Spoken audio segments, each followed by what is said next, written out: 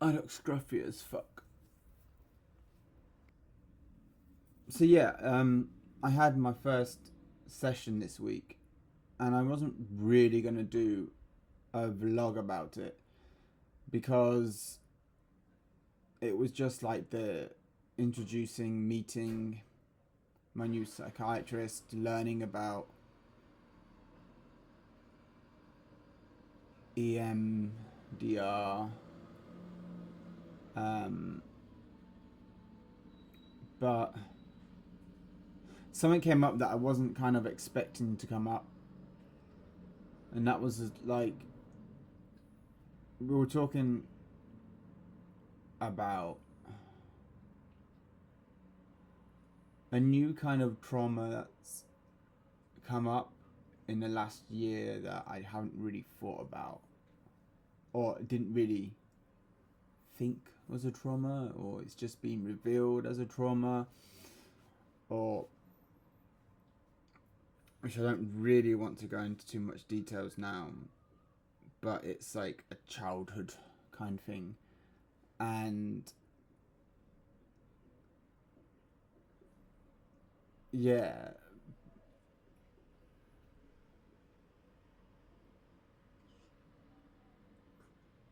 it's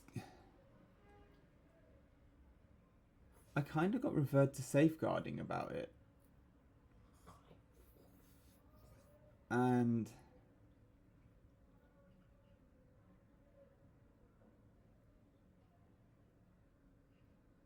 I kind of wasn't expecting that, and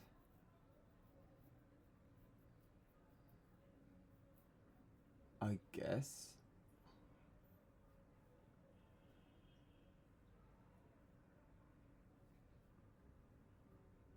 it was kind of a bit much.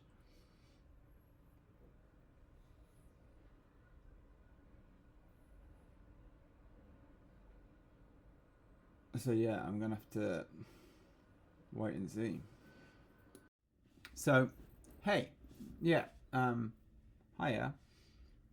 The the last 2 weeks in therapy have pretty much just been introducing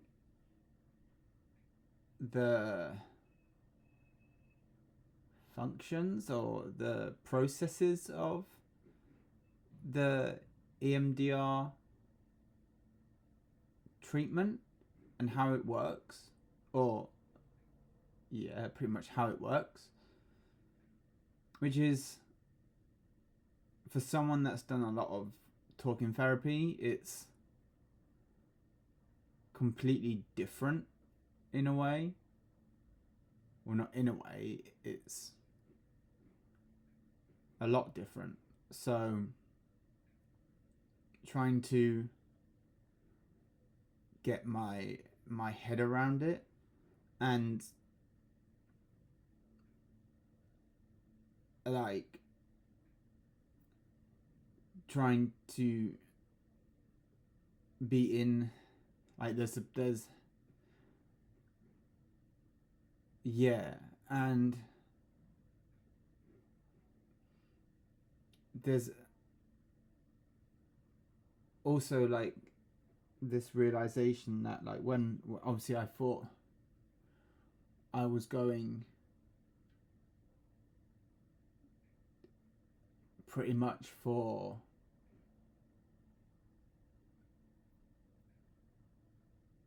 to resolve the trauma with my best friend's death, but now it's apparent that it's going to be covering whereas that will be a main objective.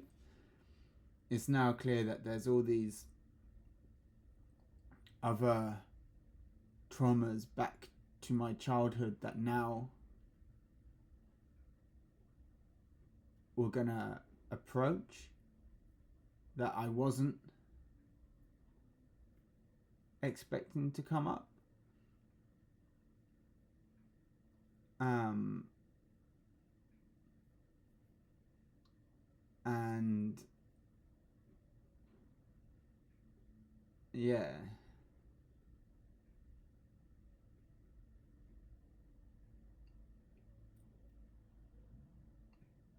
But yeah, so we've tried out these,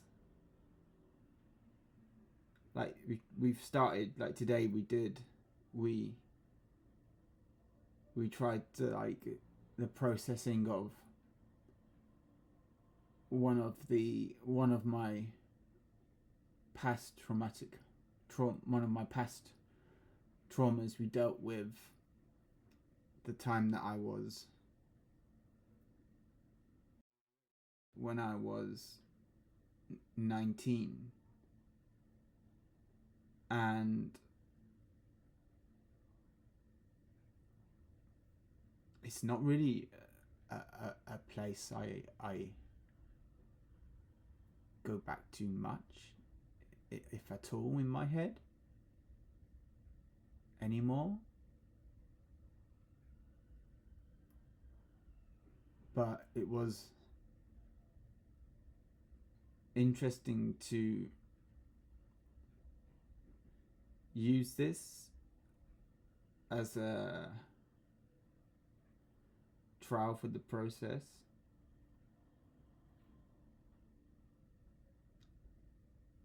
And was interesting to see, like, how my brain functions under it. Like, obviously you're meant to be aware of your feelings and what your sensations in your body are. And at one point whilst I was doing it,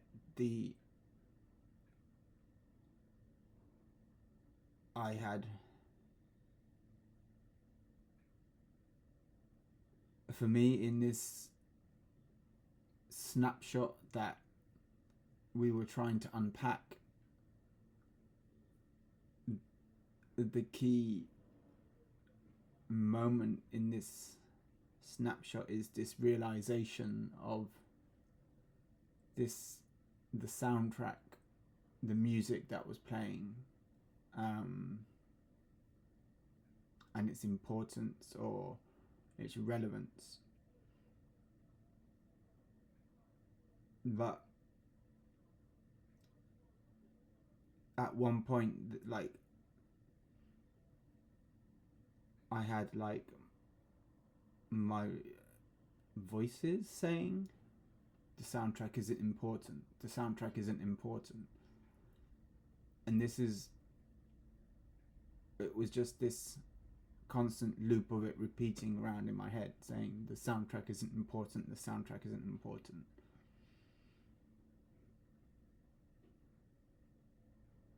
So, like, when that burst of that bit finished, I was like, I explained to him, saying, I don't know, but this is what happened.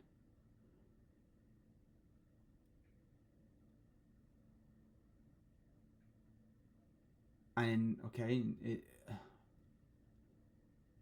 apparently it was good, it was right, it was a positive of what should have happened. But that's how it works in the context of my head.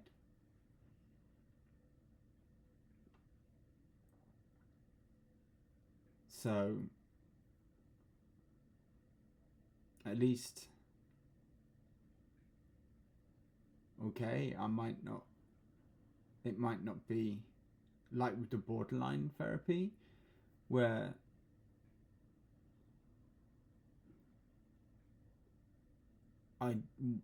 it didn't work like 100% as it was meant to, or it didn't process in my head 100% as it was meant to. It's still doing what it should do in my head, but in its whatever this brain does.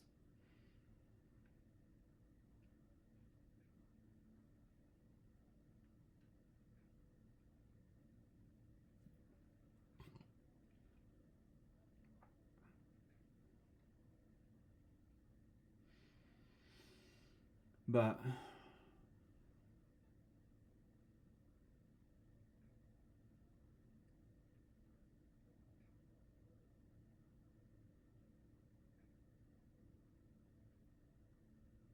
it's just, you know,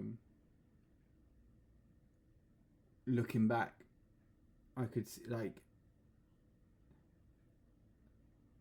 I saw the, as he said, the the point that was made with using this example today, and the fact that with these memories we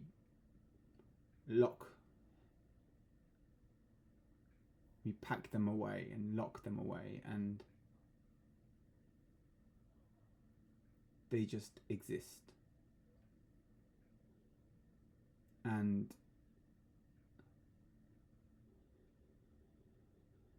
they exist without a context or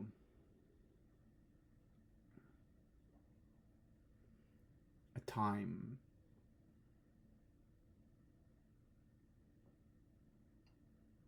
So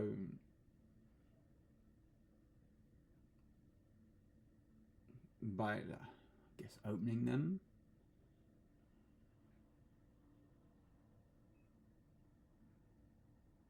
you can be less harsh on yourself.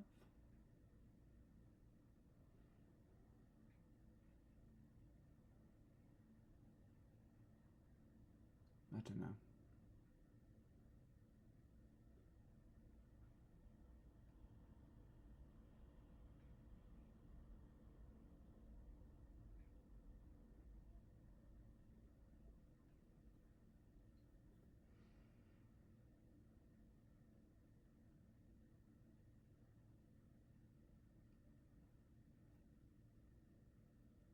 It's just I didn't think that I would have to be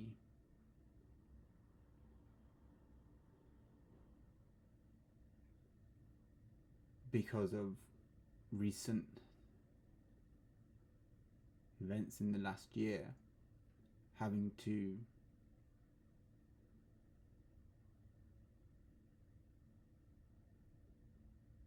reassess and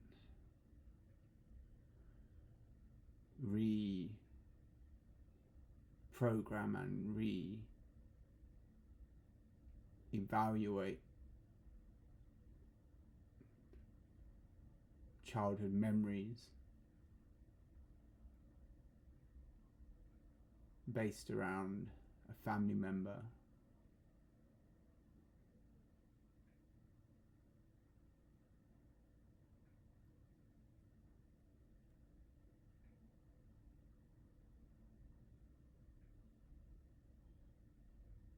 and